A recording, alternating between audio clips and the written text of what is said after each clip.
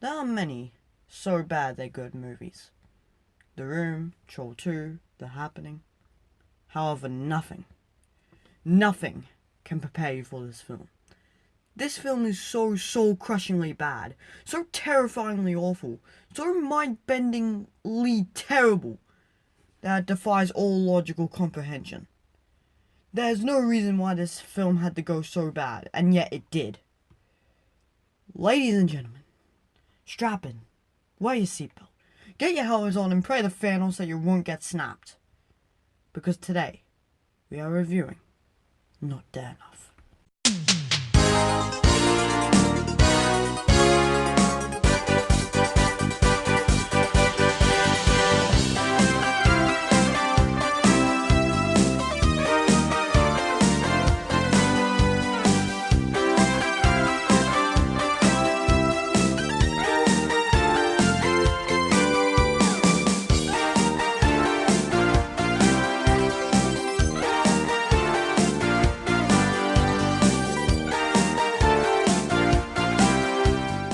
Oh boy, I've been looking forward to reviewing this film, even though we're only one episode in, but whatever. This film is probably the worst film I've ever seen. I'm not even joking. This film is literally the worst film I've ever seen. This movie looks like a joke. You probably think I'm making this up, like I shot some footage on an old camera and called it a day, but I'm not making this up. This is the actual film that I paid actual money for. No joke, no bullshit, that is the actual film. Who made this film? This guy. When was it made? 2005. Was the rating on IMDb? 2.5! It is a shit show. So, without further ado, let's watch this fucker!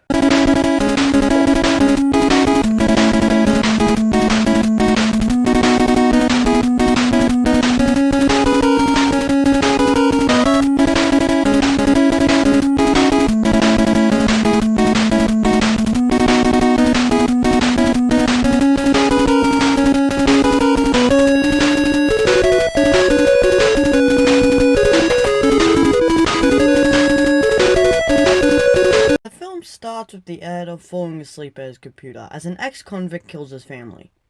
Oh wait, that's the color correction. It doesn't help that the camera quality looks like it was shot on a potato.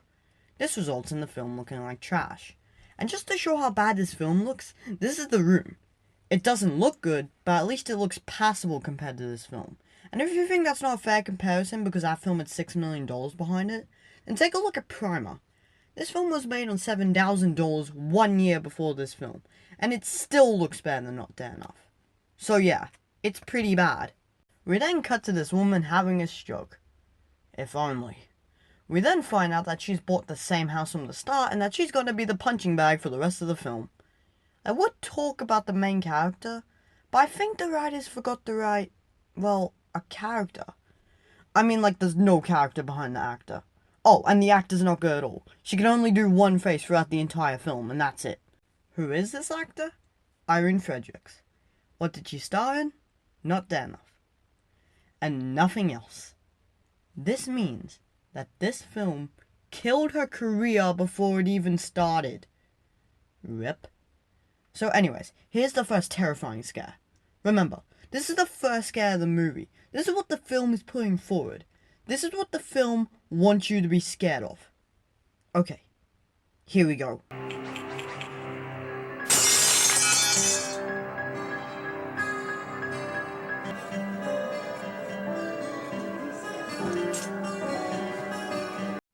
Oh my god, kitchen equipment falling down. How horrifying. How absolutely not scary that is. Great way to show what to expect from this film. Okay, so what about the film story? I mean, there has to be a good story. Nope. Literally just a person moves into a haunted house and gets haunted. That's it. Nothing else. Oh yeah. I haven't seen that one before. Okay, so our first scare in the movie was pretty bad. But we're up to our second scare now. Now, our second scare takes place at night. And because they want to enforce it's dark, this film has this stupid filter on it whenever it's night. It doesn't even look like night. It looks like they became blue men or something. They literally just changed the hue of the scene and expected it to fly. I can literally produce the same effect. Look. Now I'm blue. Yay. It looks so bad, and in some scenes you can even see sunlight coming through the windows. Amazing. But anyways, this scare might be a little better. Maybe it might just be scary. So let's take a look. The woman goes outside after spending a long time inside the I'm Blue music video. She goes around the back, walking slowly. The tension not building at all as we see our second scare of the film. A guy holding a mannequin head covered in tomato sauce.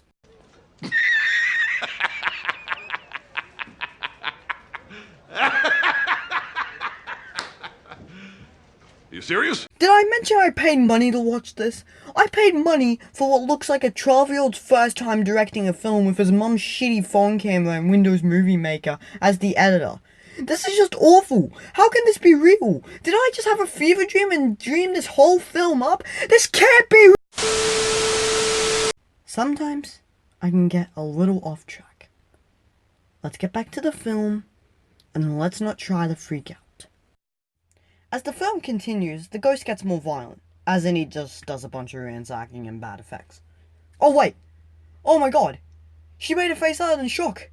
Disappointment! Oh, and we're back to shock again. Also, randomly throughout the film, our character has Vietnam flashbacks for no reason. And often it's just previous scenes but with bad effects overlaid on top. Thinking about it, this would be a great drinking game. Okay, take a drink every time the house gets ransacked, there's a bad effect other than the color correction, and the lady's brain tumor acts up again. I am going straight to hell for that joke. Okay, so even though there's a ton of funny moments in this film, I mean the whole film is basically a comedy reel, I've decided to just condense my favorite moments into a little montage. If I didn't do this, we would be here all day. So here you go. Don't worry, it's short.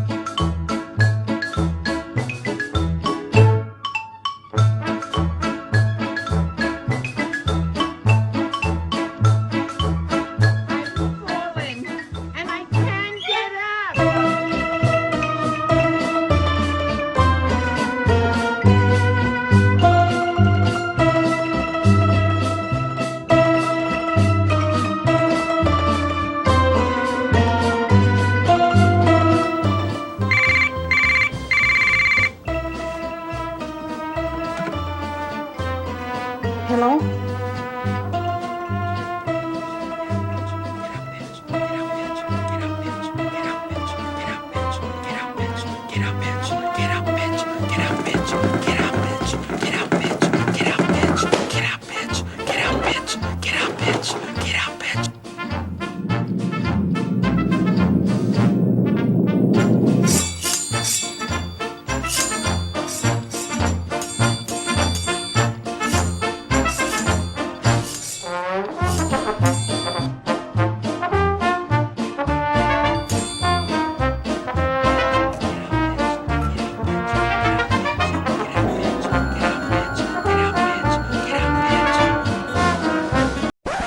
Let's address this. This film is not scary. Either the scares are too over the top, not done well thanks to the bad effects and acting, or just simply timed like round comedy. To make a film scary, in my opinion, you need three things: realism, tension, and threat. Realism needs to make us believe in the world the film is creating. If you make your film more realistic, it will be scarier. This film is not realistic. No one acts like a human being. Everyone's lines are either stilted or don't exist. The constant bad effects take you out of the film, and the lack of a character to latch onto makes the film feel empty. Hell, the ghost gets more development than the main character. I'm not even joking. The ghost has a daughter who he wants to kill, he was cheated on, and he killed his wife and her lover. And he's also very good at manipulating the effects window and power director. Okay, I promise that was the last edited joke I'll make. Tension is also what makes a great horror film. If you have good tension, you have a good horror movie handed to you on a silver plate. This film says, what tension? There's almost no tension in the entire film. No scares are set up, slowed, or even have any misdirection. All of it is just a conveyor belt of scares like a haunted house. 1 minute there's fake knives flying at the wall, and the next raw oranges. We need build up for a scare to work. It's that simple. Hell, even bad horror films get this right. Finally, the threat. You need a good threat to make a horror film. This thing needs to present actual danger where it feels like it could seriously harm you. Not only that, but you also need to make it look like it could really harm you. Basically, you need to make it do harm in a scary way while also making it look scary. The ghost presents almost no harm in the entire film and he looks like my maths teacher. Granted, he's a scary guy, but still. He poses almost no threat besides being a slight nuisance. That's it. He just seems like an annoying neighbor. There's a couple of times where a dangerous thing actually happens, but remember, this is what we're supposed to be scared of. This film fails at all three ideas spectacularly, and because of that, the film is not scary. Rather, it's just funny. So as we near the end, this lady figures out through a psychic card game, cliches, that this guy wants to kill his daughter. So she invites over the daughter to try and get her killed. Well, wait a minute. That's a character trait. You lied to us. Oh right, that is a character trait. She's a total dick. I can't believe this. I'm giving you a 0 out of 10, you loser. Just for false information. Haha. That'll teach him. Wow. I'm totally sad and affected now. Wow. So basically, the rest of this film, we have to deal with this random girl gang haunted by the ghost. Including probably one of the best scares in the film. What is this scare? A dollar store skeleton hanging in a closet. And you can tell that they like this scare, judging by the fact that it's in the trailer, and that they stay on this skeleton for a long ass time. They really want you to be scared of this thing, but all I can think of is how much better this movie would be if Jack Skellington was in it. So eventually, the ghost is about to kill the daughter, but then this happens. Now, can you tell me what she's saying here? Daddy didn't have to kill the mom. Okay, no, okay, try again. Daddy didn't have to kill the mom. Have you got it yet? No? Yeah, me neither. The audio is so bad. It's like they used the camera mic throughout the entire film. No wonder why there's almost no dialogue in the script. As if they even had a script. I wouldn't be surprised if they just made up everything on location. I could just see the director now. Just saying. Fuck it. So whatever the hell she said was enough to stop the ghost from killing her. In fact, the ghost gets pinned to a wall and gets killed by knives. I don't know how that's possible. But my best guess is that he wasn't dead enough. Okay, we're nearing the end. Like the last 2 minutes. Now, the ending to a horror film is probably one of the most important parts of the movie. This is the final impression you want to leave on your viewer. This is what the viewer will remember first while they're talking about this film. The ending needs to be mysterious, suspenseful, or at least scary. Hey. Oh god, click this time mark. I promise it's right this time. Okay, so on Friday the 13th, Jason drowns the last person in the film. In The Sixth Sense, Bruce Willis turns out to be dead. And in The Shining, I don't know what the hell's going on, but still. Jesus Christ, that's 3 movies! 3! That's a new record. Reminds me when I spoiled both Last Jedi and Force Awakens. Oh, get the fuck out of here.